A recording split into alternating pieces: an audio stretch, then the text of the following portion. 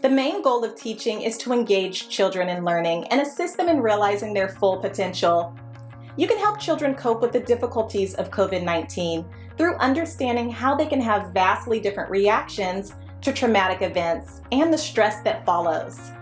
The age and mental development of any given child will have a large impact on how they express themselves in the wake of traumatic events. Younger children might feel helpless, uncertain, or generally fearful.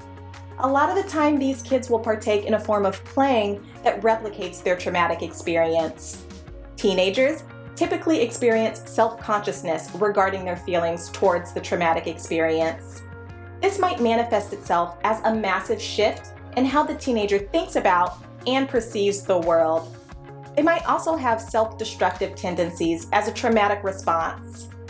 Teacher involvement is essential to support children with the emotional and physical challenges that follow traumatic events.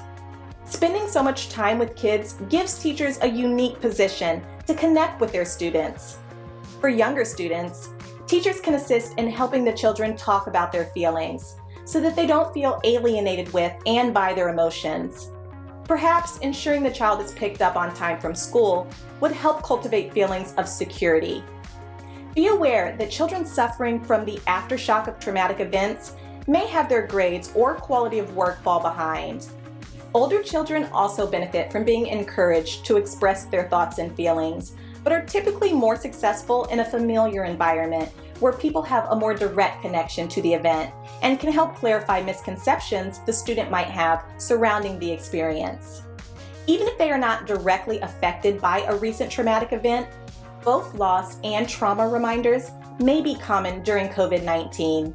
These reminders are anything that provokes memories around the absence of a loved one or situations and events that are intensely upsetting.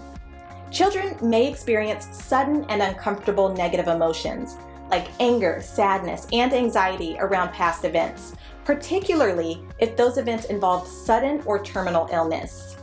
As a teacher, you may be the focus of a child's emotions simply because there is nowhere or no one else that they feel comfortable or safe enough around to share them.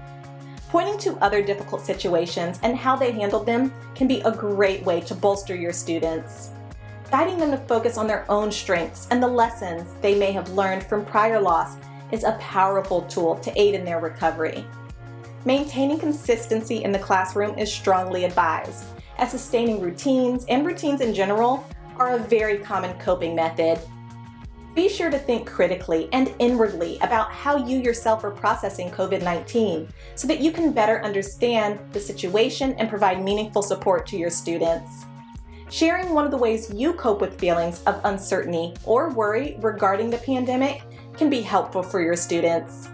Listening to their concerns and reminding them that you stand in solidarity is also a great way to alleviate some stress.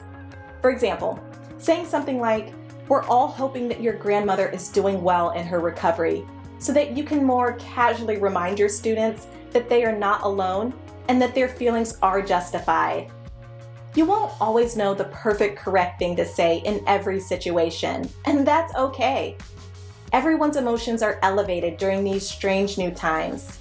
Also, keep in mind that what you say to a teenager will differ from what you say to a younger student. As both a teacher and a caregiver, you are best able to look after your students if you are looking after yourself. Self-care practices are essential to stay motivated. Find the time to do something that you enjoy. Get some exercise. Get adequate sleep. Eat healthy and energizing foods. Even finding a small activity to do each day can help, such as light reading or working on a jigsaw puzzle. These times are uncertain and difficult for everyone, but there are many ways that we can help support both our students and ourselves.